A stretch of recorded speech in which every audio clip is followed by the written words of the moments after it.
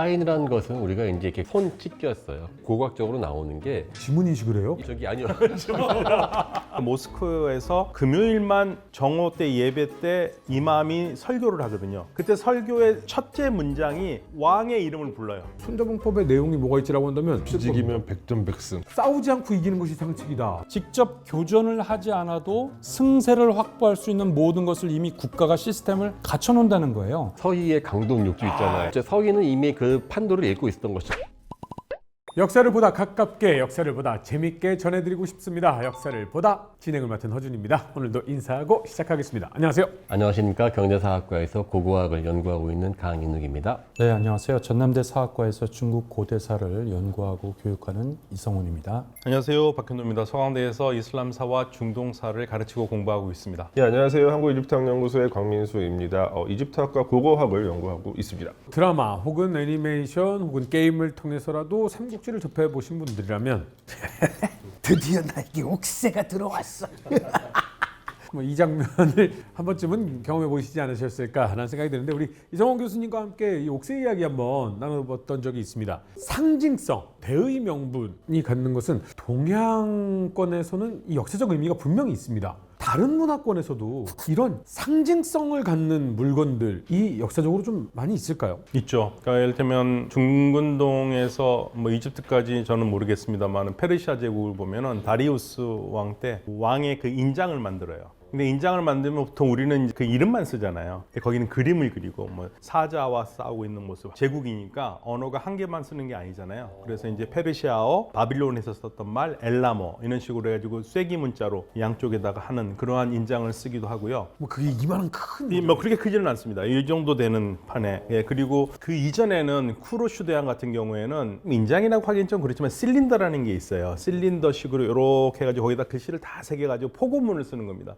나는 누구고 어느 왕이고 내가 바빌론에 점령해서 어떻게 훌륭한 일을 했는가 이런 걸 싹 쓰는 그것도 이제 우리가 실린더 원통 인장이라고 그러는데요. 황제 인장 쓸 때는 다리우스 1세 얘기를 많이 하죠. 근데 흔히 다리우스를 딱 떠올리면 금화가 떠올라요. 이렇게 옆모습이 이렇게 그려져 있는 금화. 다리우스가 상당히 그런 걸 많이 남겼죠. 그런데 이슬람 그 후에는 그런 인장도 있지만 보통 사인을 많이 하죠. 그래서 칼리파라고 하는 사람은 하탐이라고 그러는데요. 하탐에서 이제 인장을 쓰긴 하는데 나중에 사인을 많이 하고, 이 가장 잘 나타나 있는 건 오스만 제국 때 투그라라고 그러거든요. 술탄의 이름과 그 다음에 거기에 뭐 알라의 이름으로라든지 꾸란 구절을 쓰고 기가 막히게 멋지게 서예체로 쓴 게 있어요. 그게 이제 투그라라고 그러는데 사인치고는 되게 멋있죠. 근데요, 지금은 컴퓨터로 특징이라든지 각도라든지 버릇이라든지 이런 것들을 분석을 해서 이게 일치하는지 않았는지를 과학적으로 분석을 해서 이건 이 사람의 필체가 맞아 라고 증명을 하잖아요. 근데 그때 당시에는 사인을 이 사람이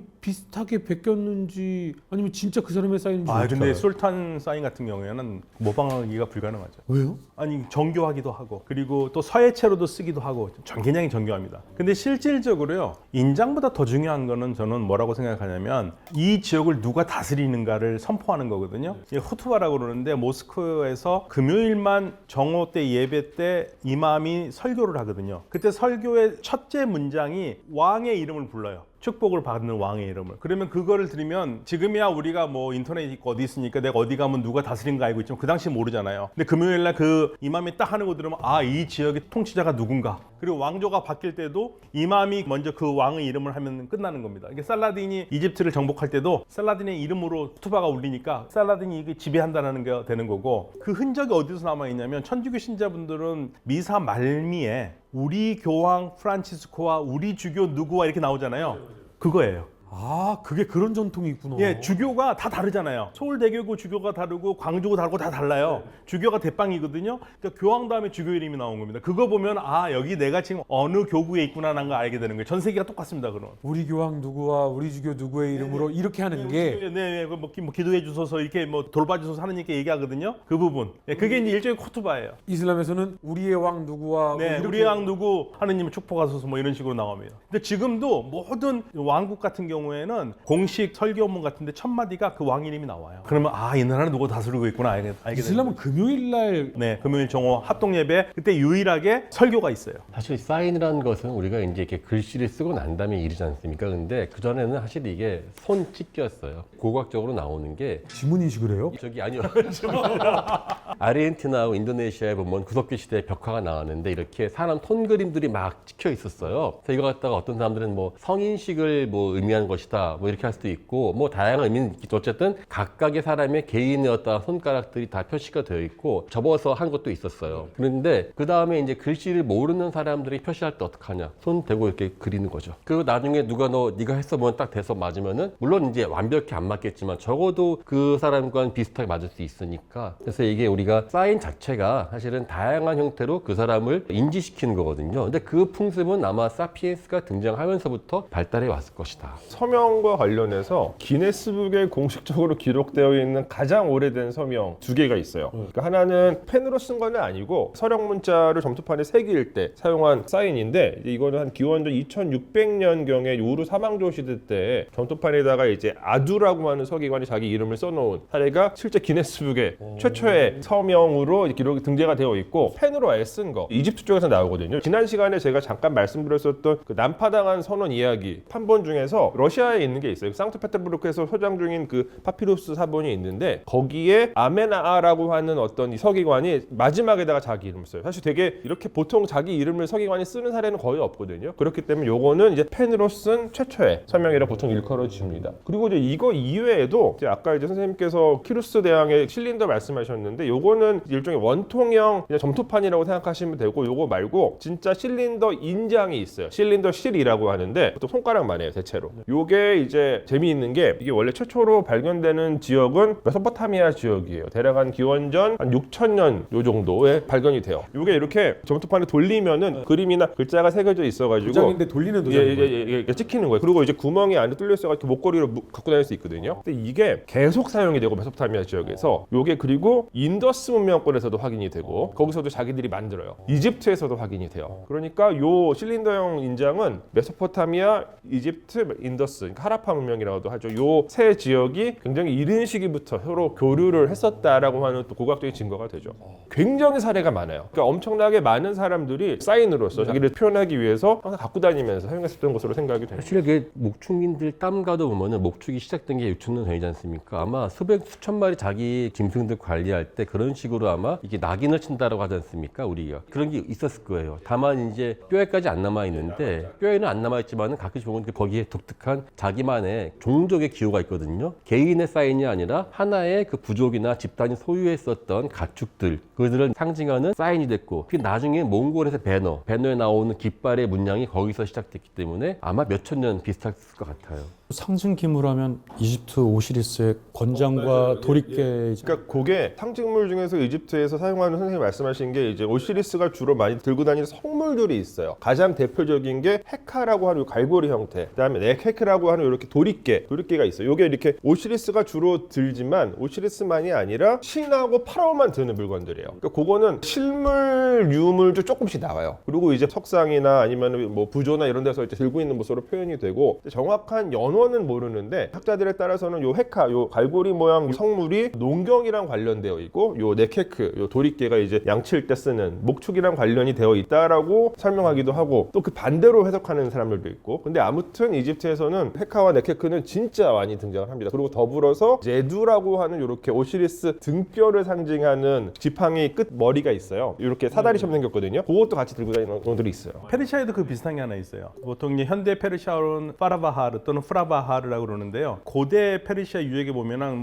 다리우스도 비소툰 비문에서도 그림이 있는데 메소포타미아식으로 원반형 사람이 있고 날개 달린 그림이 있어요. 이게 뭔지는 정확히 모릅니다. 그게 조로아스터교의 상징인지 그런데 그게 조로아스터교에서 그게 신인지 아닌지 의견이 분분한데 그 고대에서 썼다가 근대에 들어와 가지고 1925년에 시작한 파hlavi 왕조에서 이거를 본격적으로 더 많이 쓰기 시작하면서 지금은 이거는 종교적인 상징이라보다는 거의 이란 민족의 상징이 돼서 지금 현재 이란의 이슬람 공화정에 반대하는 사람들은 그 일부러 더 많이 쓰죠. 상징으로. 뭐 페르시아의 영향을 받은 것 같은데 지금 말씀하신 나중에 로마에서도 그 지역을 장악하고 그런 과정에 독수리로 변화돼서 하고 신성 로마 제국도 로마의 후계 의식으로 독수리 문양을 쓰고 오늘날 유럽의 대부분 로마의 계승을 실갖는 국기에 보면 다 독수리를 하잖아요. 현재 미국도 흰 독수리를 하고 또 그걸 가장 심플한 도식화시킨 게 나치 정당이 만든 바로 그거죠. 독수리 문양을 해서 세계 지배 정복 그 상징 기물의 독수리일 수도 있고 말씀하신 사실 저는 그게 페르시아의 기원이 더 있다라고 생각이 되는데. 근데 그게 페르시아 거는 분명 페르시아 자체 건 아닌데 얼굴은 사람이에요. 그건 사람이에요. 그러니까 이게 가장 이른 시기에 등장하는 거는 이집트인데 요거는 이집트에서는 보통 날개 달린 태양으로 사용이 되거든요. 태양을 그리고 그다음 태양의 날개를 이렇게 대칭적으로 표시를 해요. 그게 이제 요거는 연구가 많이 돼 있어요. 요걸 중심으로 해서 아시리아, 페르시아, 근동지방의 제국들로 넘어갔고 그다음에 독수리는 조금 다를 수도 있을 것 같은데 아무튼 지중해 세계 전체에 영향을 끼치기는 했습니다. 사실 지금 말씀하신 그 모든 게 우리나라에도 나와요. 우리나라에 그런 게 있다고요? 예, 왜냐면 그게 한반도는 세용농검이라 하지 않습니까? 한 2,500년 전부터 등장하는 검에 보면은 끝 장식이 있는데 끝 장식이 이렇게 새 두 마리 이렇게 서로 이게 잡고 이게 있어요. 이게 안테나식이라 보통 안데 이거는 스키타이는 그리핀이라고 이야기하는데 그 그리핀 형태라고 하는 그 새 두 마리가 서로 이렇게 있는 형태가 맨 처음 등장한 거를 물론 아까 이집트에서 찾기도 하고 먼데 하여튼 가장 가까운 거는 페르세폴리스 그리핀이라고 부르는데 그리핀인지 독수리인지 그거는 이제 뭐 모르겠지만 맞아요. 페르시아 페르세폴리스 호마라고 예, 그게 이제 계속 키타이에서 쭉 이어지거든요. 그래서 그게 길림 지역, 현재 만주까지 도착하는 게 한 2,600년 전쯤 도착하고 만주는 한 2,700년. 한반도에서 이름이 이게 뭐 전문 용어로 조형 건파도에서 새 머리형의 손잡이다. 아니면은 뭐 안테나형이다. 뭐 말은 다양한데 결국은 특히 이거는 손잡이 끝장식은 이게 보통이 아닌 게 칼을 딱 차면은요. 칼 날은 안 보이고 이 사람 허리춤에서 이것만 딱 보이지 않습니까? 그게 새 두 마리가 딱 앉아 있는 것은 맥락은 다르지만 결국 그와 같은 그 유행 가는 거네요. 예, 그래서 우리나라에 온 초원 요소의 대표적인 예로 꼽히는 게 바로 이 독수리 내지는 새 모양이에요. 근데 이 장식은 사실 지금도 계속 사용이 되고 있어요. 뭐 이를테면 특히 자동차 엠블럼으로 많이 사용이 돼요. 근데 뭐 미니나 벤틀리, 제네시스도 그렇고요. 아니, 제네시 진짜 그렇네요. 저 생각해보니까. 그리고 또 게다가 여러 세계 각국의 공군에서 사용하는 엠블럼들 있잖아요. 이렇게 동그라미 그려놓고 대칭적으로 그리는 거. 이것도 다 거기 시작됐다고 보기도 합니다. 사실 뭐 저희들도 지금 항상 계약서를 쓰고 사인을 하거나 도장을 찍는데 이게 8,000년 전부터 해왔던 너무 신기하다라는 생각이 들고 인류는 이렇게 이어져 오고 있구나라는 생각이 듭니다. 거기쪽으로 넘어가 봐서 우리 이성원 선생님 오셨으니까 중국 이야기로 다시 한번 출발을 해보겠습니다. 세계의 유명한 전쟁사에서 빼놓을 수 없는 인물들이 참 많이 읽었다라고 하는 손자병법이 있습니다. 우리나라에서는 드라마로도 제작이 됐었는데 재미있는 드라마 하나 있었어요. 근데 손자는 진짜 전쟁을 겪었었나요? 그렇죠. 예. 병가인 거죠? 손자는? 그렇죠. 이제 손자병법이 나오는 아마 손무라는 사람이 집필했다고 흔히 얘기하는데 그게 춘추 후기에서 전국 시대로 넘어가는 그 시기니까 그 당시에 장강 하류역의 가장 강력한 국가였던 오나라와 월나라가 대치하고 있고 이 두 나라는 결국 경쟁 관계에 있다가 결국 월이 오를 멸망시키게 하면서 우리가 그 유명한 와신상담이나 오월동주의 고사가 되는 그 시기에 이 오나라의 국운을 걸고서 어떻게 전쟁에 승리를 하고 국가 존망을 유지할 것인가 이것은 비단 오나라나 월나라만이 아니라 당시 중국의 모든 각 열국들이 당면한 과제이고 어떻게 하면 전쟁에서 승리하고 멸망하지 않을까 이것이 모든 군주와 제후들의 현안이었기 때문에 그런 상황에서 이 손자라는 사람 손무는 전쟁에 정통한 전문가로서 불후의 병가서적인 손자병법을 저술했다고 전해지고 있는 거죠. 아 그렇군요. 월나라가 지금의 베트남 아닙니다. 월나라는 절강성 회계 지역, 지금의 우리가 소홍이라고 하는 지역, 그 지역이 월이고요. 좀 더 베트남 지역으로 가려면 남월이라고 많이 그러는데 그럴 때 남월이라고 해도 베트남의 북부 지역 정도, 광동성과 그 지역이 당시에 남월이고 흔히 춘추전국 시대 때 월은 지금의 절강성 지역. 그래서 베트남을 월 남쪽에 있어서 월남이라고 하는 거예요. 그렇죠. 예. 보통 이제 백월이라 보통 이야기하죠. 워낙에 월이 수백 개의 민족들이 있었으니까. 근데 진짜 손자병법을 읽었다라고 하는 영웅들은 정말 많습니다. 뭐 대표적인 사례에 뭐 나폴레옹도 있고 심지어는 그 걸프전 때 그 미국 합참의장이었던 콜린 파월도 예, 읽었다고. 정말 많이 있는데 손자의 손자도 병법서를 썼다는 게 밝혀졌죠. 그러니까 이제 아마 같은 집안 계열이지만 깨의 손자거나 아들이라기보다 지역이 조금씩 달라요. 다르는데 이제 사마천 사기에서 손무라는 사람의 그 병가 계열을 써주고 시기는 좀 지나서 손빈이라는 사람이 또 등장을 하게 되는데 이 손빈 글자 그대로 손씨 집안이고 근데 이 사람이 다 또 손씨 계열인데 이 사람도 병가 계열이라고 그래서 그러면 손자병법이라는 이 병법서는 누구의 작품인가? 아니면 대를 이어서 온 것인가 했는데 1972년경 한나라 때에 은작산 지역에서 한나라 목간이 발견됐는데 그 안에서 손무 계열의 손자병법이 발견됐고 13편 정도 손빈이 저술한 손빈병법도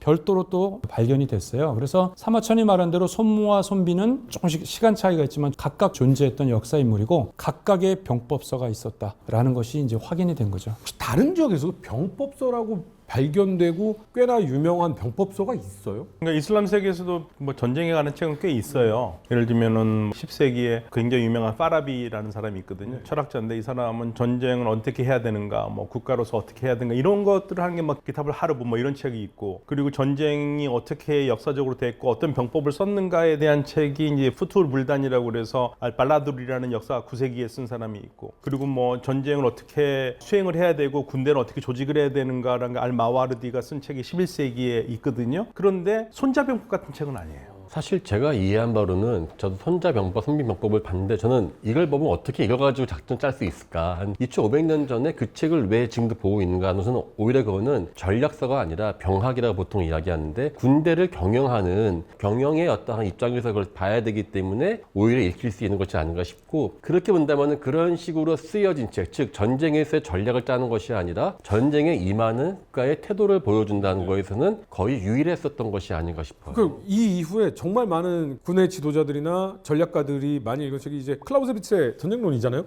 어마어마한 그 역사의 간극이 있지 않습니까? 근데 와 그때 것을 지금도 읽는다? 근데 아마 많은 분들께서 손자병법의 내용이 뭐가 있지라고 한다면 우리가 은연중에 살면서 정말 많은 내용들을 들어봤을 겁니다. 뒤지기면 백전백승. 사실 이제 백전불태라는 내용이 있는데 이것도 많이 들었고 싸우지 않고 이기는 것이 상책이다. 36개 주랭랑 뭐 정말 우리가 살면서 너무너무 많은 것들을 사실 손자병법을 통해서 들어왔던 것들이 있는데 혹시 이성훈 교수님 손자병법의 내용 중에 어떤 거 제일 좋아하세요? 손자병법이 기록에 의하면 82편의 내용이다 그러는데 현존하는 손자병법 내용 한 13편 정도로 현존하고 있어요. 그러니까 일부가 소실되거나 사라진 것인가 아니면 혹자들은 시대가 지나면서 이제 중요한 내용들을 중심으로 재편되다 보니까 13편 정도로 된 것이 아닌가라는 설도 있는데 저는 이제 개인적으로는 그 중에 총론에 해당되는 것 그게 바로 맨 앞부분 제1편인 시계라는 건데요. 이게 일종의 총론이고 그 이하는 이제 강론에 해당돼서 들어가는 내용들인데 이제 각 주제별로 봐도 물론 다 좋습니다만은 총론에 해당되는 내용이 저는 일단 제일 먼저 공감이 되는데 손자병법 첫 번째 총론에 해당되는 내용이 이거예요. 전쟁이라는 것은 국가의 가장 큰 일이고 그리고 그것은 사람의 생사를 결정하고 국가의 존망을 결정하는 것이니 살피지 않을 수 없는 일이다. 이 전쟁이라는 게 얼마나 엄중한 것인가. 이 전쟁을 하다가 한 국가가 멸망하고 개인과 가문이 완전히 사라질 수 있는 이런 것을 어떻게 소홀히 할 수 있는가라고 하면서 처음에 서문을 쓰게 되는데 거기서 이 책이 얼마나 이게 중요한지를 먼저 부각을 시켜주고 그리고 아까 말씀드렸던 가장 좋은 건 싸우지 않는 것이다. 싸우지 않는 것이 전쟁을 하지 않는다는 게 아니라 직접 교전을 하지 않아도 승세를 확보할 수 있는 모든 것을 이미 국가가 시스템을 갖춰놓는다는 거예요. 사실 이 부분이 가장 이 내용에서 본질이면서도 어떻게든 승리하든 패배하든 교전을 하게 되면 엄청난 소모가 되고 희생이 따르게 되고 재정이 소모가 되는데 그거보다는 미리 밑그림에서 압도적인 국가에 우월할 수 있는 걸 시스템을 갖춰놓는다는 거죠. 그게 가장 지혜롭다. 단순히 전쟁을 어떻게 이기고 승리하는가 뿐만 아니라 무엇이 가장 현명하고 슬기로운가를 얘기하는데 그 점에서는 상당히 감탄스럽고 또 보편성을 갖고 있다. 왜 2500년 동안 동서고금의 많은 사람들이 손자병법이 역사상의 가장 큰 병법서이고 지혜가 담긴 거라고 하는가? 단순히 전쟁의 승패가 아니라 전쟁하지 않으면서도 국가를 어떻게 시스템을 갖추는가. 사실 그 내용은 정치, 경제, 사회, 문화가 모두 망라되어 있을 정도예요. 단순히 전쟁 얘기만이 아니거든요. 법률적인 문제, 재정적인 확보, 그 다음에 지도자, 장군, 병사, 그 다음에 적, 심지어 마지막 13편은 간첩의 활용. 이런 걸 보면 좀 감탄하지 않을 수 없는 내용들이 있어서 충분히 그럴만하다. 저는 개인적으로는 병가나 또 손자병법을 제가 즐겨보진 않았었는데 이번에 다시 한번 또 리뷰를 하는 과정에서 그럴 만한 충분한 가치가 있다는 걸 확인했습니다. 그 사실은 전쟁이 일어나는 가장 큰 이유 중에 하나가 전쟁을 쉽게 생각하는 사람들이 점점 늘어나면 늘어날수록 붙어봐 왜? 야 싸워서 우리가 이기면 되지라는 생각이 국민들 사이에서 아무렇지도 않게 있을 때 전쟁이 일어나는 경우가 사실은 많이 있거든요 역사상. 근데 상대편이 정말 강력하다고 한다면 안돼 싸우지 마 이렇게 된다라는 게 손자의 어떤 이야기 중에 네, 하나. 내용 중에 실제 다 나오는데요. 장수들에게 가장 힘든 것 중에 하나가 전후 상황과 적에 파악하지 못한 군주가 작전 명령을 강행할 때 이 상황을 어떻게 할 것인가. 교전을 하게 되면 틀림없이 패배할 것이 확실한데도 군주의 명령에 의했을 때 전쟁을 어떻게 할 것인가. 이게 정말 장수의 가장 고충이라는데 뭐 사실 그것은 역사상 많이 경험했던 일이라고 볼 수가 있는 거죠. 오히려 저도 보면 느낀 게 이거는 전쟁을 하지 않는 법을 가르쳐준다는 걸 들었었어요. 손자병법이 읽히는 이유는 전쟁을 피하는 법이었었어요. 제가 느끼는 거는. 그래서 과연 전쟁을 해서 누가 이겼다는 것이 과연 그게 이긴 것인가 아니면은 그 사람 둘 다 진 것인가 보면 대부분의 경우는 둘 다 지는 걸로 끝나는 것이 많지 않습니까? 그래서 근데 이 묵자의 경우에는 똑같이 전쟁을 하지 말자라고 하지만 묵자의 비공론은 묵자의 사상은 겸의 편에 나오는 것처럼 기본적으로 박애적으로 서로 아끼고 싸우지 말자라는 굉장히 좀 이상적인 얘기예요. 그러니까 싸우지 말자라는 건 묵자는 진짜 전쟁하지 말자는 거고 오히려 돈을 아끼면서 절용하자는 건데 손자의 입장은 전쟁은 이미 불가피한 상황인데 섣부른 성급하고 섣부른 전쟁은 하지 말되 한다면 승리할 수 있는 것을 충분히 확보된 상황에서만이 전쟁을 한다라는 아주 현실적인 얘기라는 거죠. 그러니까 대부분 내용은 승리에 대한 얘기예요. 그러나 그도 강조하는 것은 전쟁을 함부로 하지 말자는 거지만 묵자처럼 겸해적으로 박애자라서 전쟁하지 말자는 건 전혀 그거랑 다르죠. 그러니까 약간 이게 말씀하시는 거 들어보니까 19세기 유럽에서 유행했었던 세력균형론이랑 비슷한 것 같아요. 강력하게 국가들을 잘 완성시켜가지고 잘 이렇게 균형을 이루면은 전쟁을 피할 수 있다. 뭐 이런 내용이랑 비슷한 것 같아요. 이제는 왜 농담처럼 손자병법은 이거예요. 하면 된다. 그냥 될 것 같으면 하고 아니면 하지를 마. 약간 그런 거. 저는 이제 그런 상황을 가장 좀 제가 느낀 건 칭기스한의 경우인데 어떻게 칭기스한이 짧은 기간 안에 유라시아 대륙을 정복했는가라고 할 때 대부분 교전과 충돌을 생각하지만 칭기스한이 우선 사신을 보내서 싸우지 말고 먼저 협상을 하고 동맹 국가가 되자라고 할 때 보낼 때는 사실 승리가 확실하다는 걸 전제로 해서 보낸다 그러더라고요. 그래서 동맹 국가가 될 것을 수락하게 되면 굳이 전쟁을 하지 않는데 끝까지 사신을 심지어 목을 벤다든가 거부하게 되면 그때는 일전을 감수하되 승리가 거의 확실할 때 칭기스한은 그때 전쟁을 한다는 거죠. 특히 호레이즌 전투처럼 완전히 저항하는 경우는 살아있는 생명체 하나도 남기지 않고 완전히 몰살하고 그러한 이야기들이 주변 국가에 전파된 이후에는 거의 저항을 하지 않고 무혈입성한 성들이 상당히 많다는 거죠. 칭기스칸에 의해서 역사가 아예 사라진 두 문명을 공부하신 두 분이시지 않습니까? 아예 문명이 사라졌지 않습니까?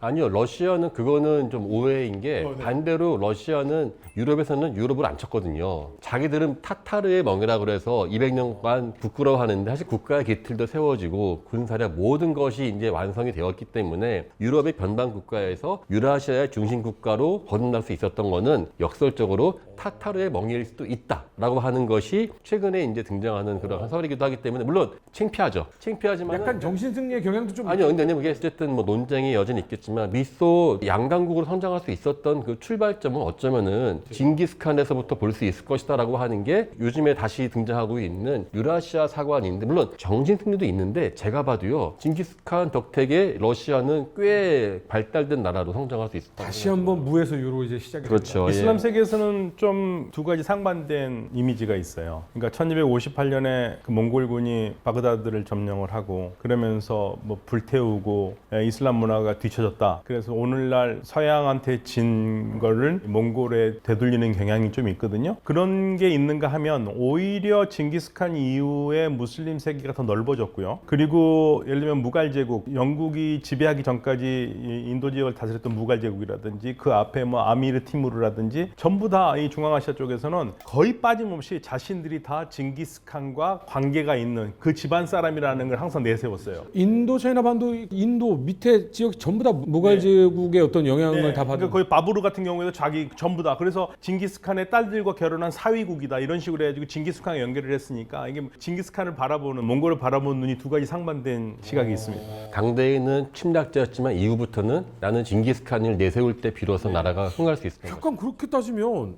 중앙으로 딱 이렇게 대륙을 나눴을 때 로마가 약간 그런 느낌이 있지 않습니까? 로마에게 다 정복을 당한 국가들인데 우리는 로마의 후예야. 약간 이런 느낌이 있다면 약간 징기스칸 이후에 우리는 징기스칸부터 다시 시작했어. 약간 이런. 싸우지 않고 승리한 사례 중에서 이제 고대 이집트의 사례도 말씀을 드리지 않을 수 이집트가 없는데 싸우지 않고 이긴 경우가 있어요? 있어요. 이게 언제냐면은 아메노테프 3세 시대인데 대략 시기는 한 기원전 1390년에서 1350년 정도. 손자보다 훨씬 빠른 거 아닙니까? 훨씬 빠르죠. 손자가 여기를 보고 배운 걸까요? 근데 이제 이 시대 그러니까 아메노테프 3세가 한 40년 정도 왕위에 있어요. 근데 진짜 독특한 게 뭐냐면 보통 이집트의 파라오들은 거의 상당히 많은 수의 해외 원정을 떠나거든요. 직접. 근데 이 사람은 40년 동안 왕위에 있으면서 확인되는 전투 참여 사례가 딱 한 번밖에 없어요. 전투를 안 해요. 군사적인 어떤 액션을 취하지 않아요. 그럼에도 불구하고 엄청나게 확고한 패권을 이 근동지방 전체에서 유지를 할 수 있었는데 이 바탕은 첫 번째는 경제력이에요. 금. 막대한 양의 금을 갖고 있다 보니까 이 당시 이집트의 라이벌인 미탄니라든가 바빌로니아라든가 굉장히 강력한 국가들이거든요. 여기에 왕들이 이집트 파라오한테 서신을 보내가지고 금 좀 주세요 라고 하는 서신들이 실제로 확인이 됩니다. 그리고 또 하나의 방법이 그 이제 외교적인 어떤 그 결혼입니다. 그래서 미탄니의 공주들 빌루케파나 뭐 타두케파 같은 공주들이 파라오한테 시집을 오고 또 바빌로니아에서도 공주가 또 이집트로 시집을 와요. 근데 얼마나 이집트 파라오가 이 당시에 강력한 힘을 갖고 있었냐면은 바빌로니아 이 당시의 왕이 카다시만 엔릴이라고 하는 왕인데 이 사람이 우리도 니네 쪽에 시집 보냈으니까 니네 공주도 우리 왕한테 시집 좀 보내줘 라고 하니까 파라오가 단칼에 거부해요. 파라오의 딸은 딴 데로 시집 간 적이 없다. 여기 나일강 벗어나잖아. 예, 절대 그러니까 아까 여기에는 야 너네 같은 미개한 사람들한테는 우리 딸을 시집 보낼 수 없어 이런 어떤 의식이 깔려 있었던. 근데 이제 여기에 대해서 특별하게 어떤 뭐 불만을 표하지 못할 정도로 이 당시 이집트는 강력했습니다. 그러다가 결국에는 이제 이 사람의 아들이 이제 아케나텐인데 이때 아케나텐이 종교 개혁을 시도하고 정치 개혁을 시도하면서 국제 정치를 등한시하고 그래서 이집트가 갖고 있었던 해외 영토들이 다 이제 뺏기게 되죠. 그래서 나중에 한 두세 대 정도 지나가지고 람세스 2세가 히타이트와 전쟁을 하는 게 그거 다시 되찾으려고 하던 그런 전쟁이었어요. 그래서 람세스가 정복 전쟁을 떠날 수밖에 없는 상황이 떠났죠. 근데 결국에 완성하지 못했어요. 근데 아케나탄이 너무 미우니까 이름 다 지워. 맞아요. 딱 그런 역사입니다. 또 혹시 전쟁을 안 하고도 승리한 경우들이 어떤 게 있을까요? 아니 우리나라 맨날 배우는 그 서희의 강동육주 있잖아요. 이건 뭐 빼놓을 수 없는 전쟁 안 하고 이긴. 근데 저는 그냥 뭐 사실 그냥 그 당시에 거란의 입장에서 본다면은 굳이 고려해서 이렇게 싸울 필요가 없다. 그러니까 아까 말한 것처럼 여기다 에너지 낭비하지 말고 가자. 뭐 그런 상황이었기 때문에 서희의 어떠한 통했다라고 배웠는데. 근데 그때 당시에 서희가 차지하고 그 진을 설치한 지역이 너무나도 중요한 지역이었다라는 거를 사실 거란의 그 장군은 전혀 알아보지 못했다. 뭐 이런 말도 있고 나중에 가서는 굉장히 비참한 말로를. 근데 이제 사실 거란이란 나라가 그 당시에 동아시아에서 거대한 제국을 이루는 거 보면은 고려라는 건 처음부터 큰 고려 대상이 아니었던 것 같아요. 수도 있어요. 이 말 하려고 지금 문을 띄우셨던 겁니까? 네, 그러니까는 거란이 우리가 정말 오해를 많이 하는 게 거란 절대 오랑캐 아니에요. 거란의 자기나 불상 보시면요, 중국 내에서도 꼽힌 예술 세계를 이루었고요. 오히려 저는 징기스칸의 몽골 제국이 나올 수 있었던 데는 그 전에 거란이 이미 그 비슷한 모델을 이미 세워놓은 상태였거든요. 그러니까 그런 상황에서 거란의 큰 핵심은 포인트는 중국이었지 이 고려가 아니었기 때문에 과감하게.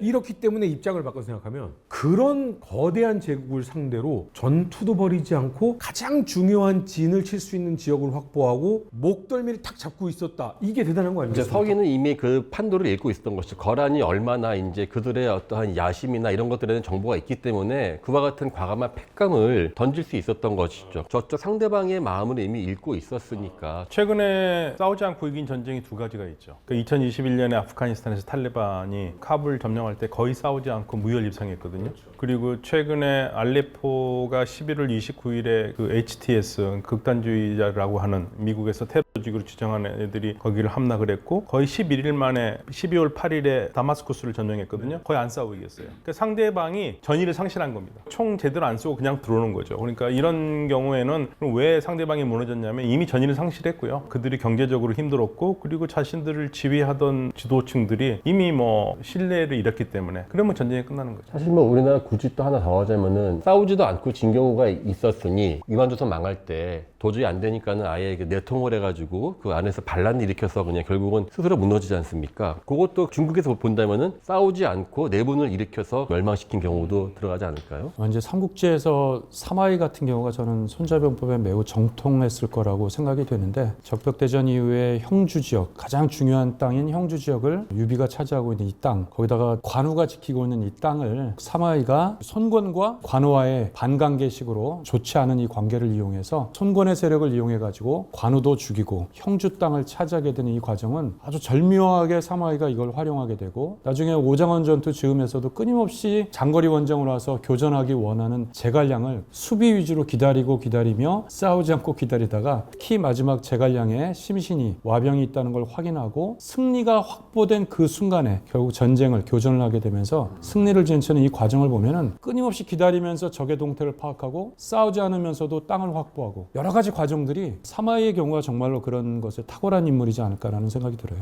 그런 사마이가 결국 죽은 제갈량이 무서워서 이제 소설에서 그런데 사실은 제자백가 시대에 도가는 그래도 이렇게 무협지로도 이름을 좀 날렸고 불가도 뭐 서유기를 통해서 자신의 존재감을 알렸고 법가 진시황부터 시작해가지고 엄청난 중국의 존재감을 드러내지 않았습니까? 병가 손자본법부터 시작해가지고 엄청난 또 존재감 드러냈고요. 묵가사상도 있고 정말 많은 사상이 있었는데 결국 마지막에 웃은 건 유가입니다. 그렇습니다. 예, 맞습니다. 아니 싸우지 않고 승리한다? 이거 진짜 유교가의 승리인 거 아닙니까? 그러니까 춘추전국 시대의 사상들, 여러 학단에 있는 사상들을 훗날 사마천의 아버지인 사마담이 제자백가라고 이렇게 표현하게 됐는데 제자란 말은 여러 선생님들, 공자, 맹자, 묵자 같은 선생님들 그리고 선생님 밑에 모인 제자들의 학단 이거를 집가자를 썼지만 이제 학단인데 여러 학단이란 거겠죠. 100개만이 아니라. 근데 이 제자백가들이 각자 춘추전국 시대 혼란 상황의 방법론은 다르지만 서로 방법론을 제시하고 솔루션을 제시했는데 실제 이것은 백가쟁명이라는 말처럼 치열한 논쟁이기도 했어요. 어느 것이 과연 이 혼란한 세상에 평화와 안정을 가져올 것인가. 그러나 결국 그 당시로서는 여러분들이 제후였다면 군주였다면 누구를 중용할 것인가. 우리가 지금까지 봤던 병가 계열들, 전쟁의 승리를 가져올 수 있는 방법을 제시한 지식인들이 많이 중용됐고 실제 제일 중용됐던 사람들은 법가 계열이에요. 결국 전쟁에 승리하고 강력한 국가를 이루는 것은 체계적인 국가 체제를 만드는데 소위 부국 강병의 구체적 방법을 제시한 건 법가들이죠. 법가의 방법은 크게 하나는 법률적인 시스템을 갖춰주게 되고 성문법을 그리고 부국 강병을 이루어주게 되고 이 모든 것을 운영하는 군주의 강력한 전제 권력을 일원화시켜주는 거예요. 그러니까 당연히 법가 계열들 상, 이사, 한비자 같은 사람들을 중용하고 출세하게 되는 건데 진나라 때까지도 한나라의 초까지도 거의 군주들에게는 법가와 병가 계열이 중용됐던 사람이에요. 근데 문제는 한나라가 결국 제국을 수립하고 평화와 안정을 가져오게 되면서 이제 장기간 일종의 장기 안정화 시기가 온 거죠. 이런 시대에서는 병가가 뭐 중요하지 않다는 건 아니지만 그게 크게 중요한 부분은 아니게 되고 법가도 중요하죠. 법가도 중요하긴 해요. 그런데 사마천 사기에 의하면 왜 진이 무너졌을까라고 할 때 사마천은 이렇게 표현을 했는데 진시황제는 천하가 통일됐음에도 불구하고 항상적인 화살 시위를 겨누고 있다라는 거예요. 근데 이제 전쟁 상황엔 겨누고 있어야 되고 이걸 프레스를 줘야 되겠죠. 그러나 평화 시에는 어떻게 되는 거죠? 시위를 내려놔야 장력을 유지하겠죠. 근데 사마천은 진은 항상적인 화살 시위를 당기고 있다는 거예요. 이거를 사마천이 한자로 두 글자로 표현했죠. 여러분이 잘 아시는 화살 시위를 당기고 있다. 이걸 한자로 긴장이라고 그래요. 이제 긴장이라는 것은 여러분이 왜 거기에 활궁자가 꼭 둘 다 들어가느냐? 활시를 당기고 있는 거죠. 만약에 평화시에도 계속 여러분들에게 활시를 겨누고 있으면 개혁에 대한 피로도가 쌓이고 너무 긴장 관계에 있겠죠. 사실은 평화시에는 어떻게 돼요? 활시를 풀어주는 걸 뭐라 그러죠? 이완이라고 그러죠.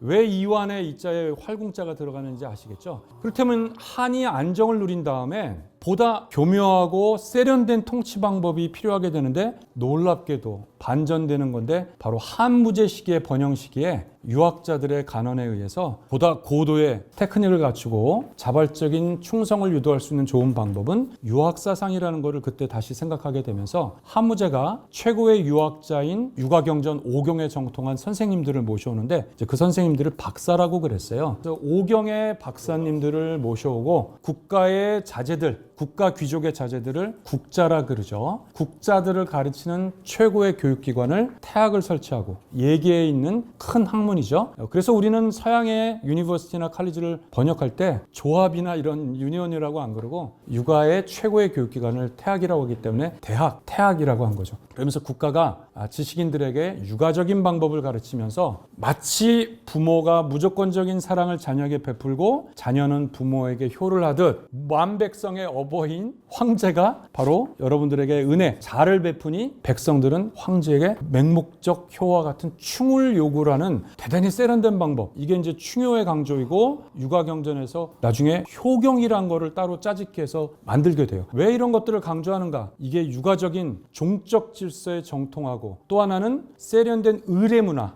이 세레머니를 해야 되잖아요. 이 세레머니에 정통한 자들이 유학자들이에요. 그러니까 유학을 통해서 국가의 의례라든가 의식들을 다 조상에 대한 제사, 빈국들을 맞이하는 것, 손님 접대를 비롯하고 황제를 비롯해서 마한 백성들이 어떻게 층차서열을 두고 질서를 유지하는지 방법, 이런 거는 이제 육아가 굉장히 고도로 발달했기 때문에 그거를 받아들이고 그 이후 2100여 년 동안 청말 때까지 유학과 유학은 그 헤게모니를 거의 놓친 적이 없죠. 잠시 불교도 번영할 때가 있다고 하더라도 그런 점에서 제자백과의 최후의 승자는 사실 육아라고 볼 수 있는 거죠. 사실 오늘 이 콘텐츠에서 여러분 긴장과 이완만 외워도 진짜 다들 얻어가시는 게 아닌가라는 생각이 들 정도인데 우리 현대에서도 똑같은 것 같습니다. 저희가 이런 얘기를 할 때 일본에 대한 이야기를 했을 때 너희는 일본을 이렇게 얘기하시거나 중국 이야기를 할 때 너희는 중국을 이렇게 생각하시는 분들 없으시죠? 이런 걸 통해서 우리가 삶의 지혜를 어떻게 찾아야 되는 것인가를 배우면 좋을 것 같습니다. 병가를 통해 통일을 하게 되고 법가를 통해 질서를 수립하게 되고 그 다음에 어떻게 질서를 유지하고 안정을 취할 것인가. 긴장을 한 상태에서는 피로도가 느껴지고 결국은 유지할 수 없으니 이완을 시키는 방법으로 육아가 승리를 하게 되었다. 이것만 알게 돼도 아마 오늘 여러분들은 꽤나 많은 것들을 얻어가시지 않을까라는 생각이 듭니다. 오늘 시간 너무 재밌었고요. 네 분 통해서 또 많은 지식을 배우게 된 것 같습니다. 수고 많으셨습니다. 네, 감사합니다.